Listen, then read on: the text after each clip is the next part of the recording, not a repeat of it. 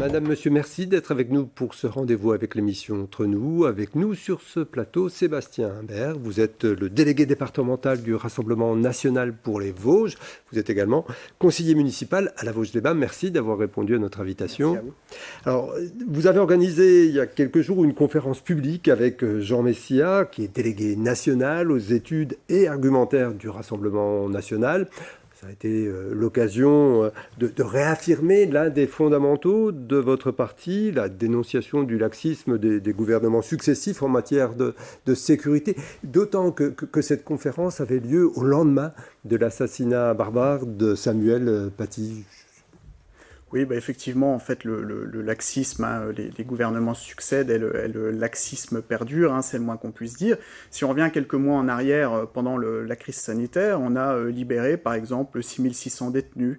On a des faits qui sont de plus en plus violents. Je pense qu'il n'y a pas de ressenti de l'insécurité, comme le prétend le ministre de la Justice, mais plutôt une insécurité réelle. Si on prend par exemple le département des Vosges, on a une augmentation des cambriolages de résidences principales de plus de 90% en 20 ans. On a des victimes de coups et blessures qui ont augmenté de 127% en 20 ans. On a plus de 5000 vols en 2019. On a des homicides et tentatives d'homicide qui ne cessent d'augmenter, y compris dans nos départements ruraux. Et on a une culture de l'excuse permanente qui fait qu'on a cette insécurité qui perdure. Par rapport à ces chiffres, vous le savez pertinemment, je veux dire qu'il y a des polémiques sur, je veux dire, certaines études disent qu'en 15 ans, il n'y a pas d'évolution notable. Vous, là, vous êtes en train de nous donner des chiffres où vous montrez une explosion de faits.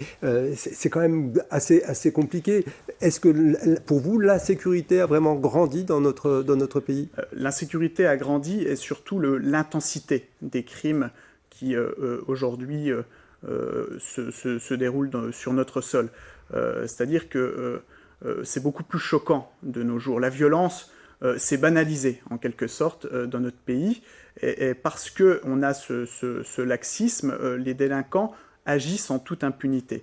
Et c'est cela qu'on dénonce depuis des années.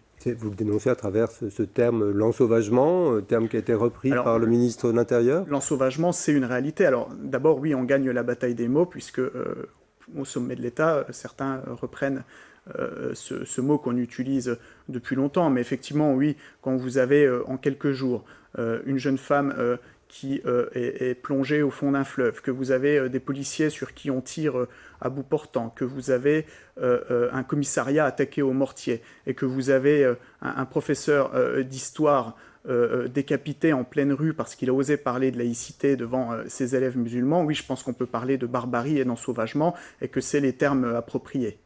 D'accord. Vous pensez quelles sont les solutions ? C'est plus de moyens, c'est aussi modifier la Constitution, parce qu'il y a eu des tentatives par rapport à l'islamisme radical, par rapport aussi aux propos haineux sur les réseaux sociaux. Il y a eu des propositions de loi qui sont faites retoquer par le Conseil constitutionnel. Oui, effectivement, parce qu'elles étaient liberticides, mais je pense qu'aujourd'hui, sur des faits aussi graves qu'avec les fichiers S qu'on a par exemple en France, il va falloir prendre des solutions radicales, si je peux dire, puisque nous l'avons dit, aujourd'hui 12 000 fichiers S en France pour radicalisation, un fichier aussi des personnes qui ont des rapports avec l'islamisme qui est de plus en plus important. Oui, il va falloir expulser les fichiers S étrangers. On ne peut expulser que les étrangers.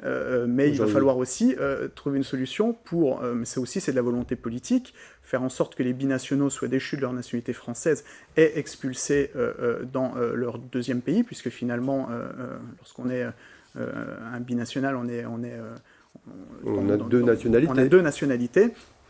Et puis, bien sûr, voilà, une tolérance zéro, désarmer les banlieues, ne plus tolérer le financement de lieux de culte par des puissances étrangères. Mais vous savez, il y a une loi sur les séparatismes qui est en train d'être faite, mais elle est absolument inadaptée. Je pense qu'on ne luttera pas contre le communautarisme en mettant, par exemple, l'apprentissage de l'arabe à l'école. Au contraire, on renvoie l'individu vers sa culture d'origine, et je pense que c'est pas une bonne chose. Il y a la formation des imams aussi qui est mise en avant. Vous dites qu'il faudrait que les imams soient formés en France. Oui, mais si vous voulez, il y a ça, il y a la charte aussi, mais je pense pas que ça soit une charte qui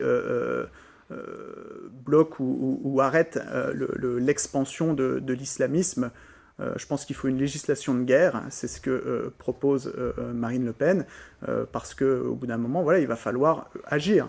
On nous a déclaré la guerre sur notre sol, c'est ça la réalité. La loi sur le séparatisme va sans doute être un peu amendée par rapport à son projet d'origine pour justement réintroduire quelques mesures plus fortes. Autre thème qui vous est cher, c'est celui de la ruralité. Alors là, on revient vraiment dans notre département des Vosges, par exemple. C'était un des thèmes de votre candidature aux élections municipales, mais également aux élections sénatoriales. C'était également le thème d'une tribune que vous avez faite à propos du schéma de cohérence territoriale, le SCOT, qui est encore en cours de discussion. En matière d'urbanisme, les faits ne vous donnent pas toujours raison. On a vu dernièrement qu'à Épinal, il y avait un frein sur l'urbanisation à Lofremont, par exemple. Et une des raisons, c'est justement d'essayer de se mettre en conformité avec l'esprit du SCOT. Ça veut dire que pensez-vous qu'il n'y a pas un partage équitable dans les efforts faits par les communes ?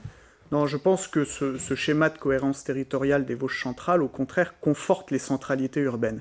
Or, effectivement, je suis, moi, de mon côté, pour un rééquilibrage territorial, c'est-à-dire qu'on puisse redynamiser les territoires ruraux en recréant de l'économie, mais surtout en faisant en sorte que les ménages puissent y rester. Aujourd'hui, on voit que beaucoup de ménages quittent la campagne pour la ville.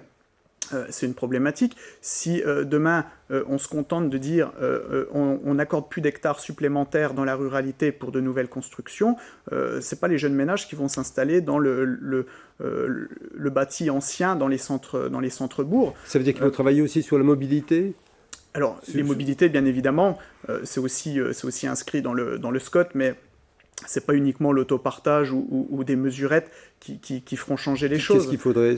C'est plus de... D'abord, je pense qu'il faut pas faire en sorte de toujours centraliser les choses dans les pôles urbains structurants ou dans le pôle urbain d'Épinal, mais qu'on peut, par exemple, c'est ce que j'avais proposé, créer des zones franches rurales, comme il existe les zones franches urbaines.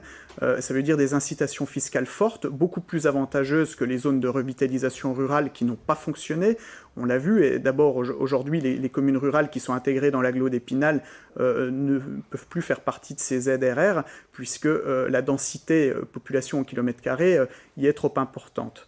Donc il y a cette partie-là, et puis effectivement, les grands perdants de ce SCOT, c'est la communauté de communes Mirecourt-Dompierre, puisque finalement, on veut plus d'artificialisation des sols, mais le peu d'hectares qu'on a disponible, on le met majoritairement sur Épinal et dans les pôles urbains, et ça pose un vrai problème pour les villages qui veulent se développer, qui voudraient par exemple développer un lotissement pour attirer de nouvelles familles, et c'est une vraie problématique. Le SCOT n'est pas non plus totalement contraignant. Je dis que la commune garde quand même quelques marges de manœuvre.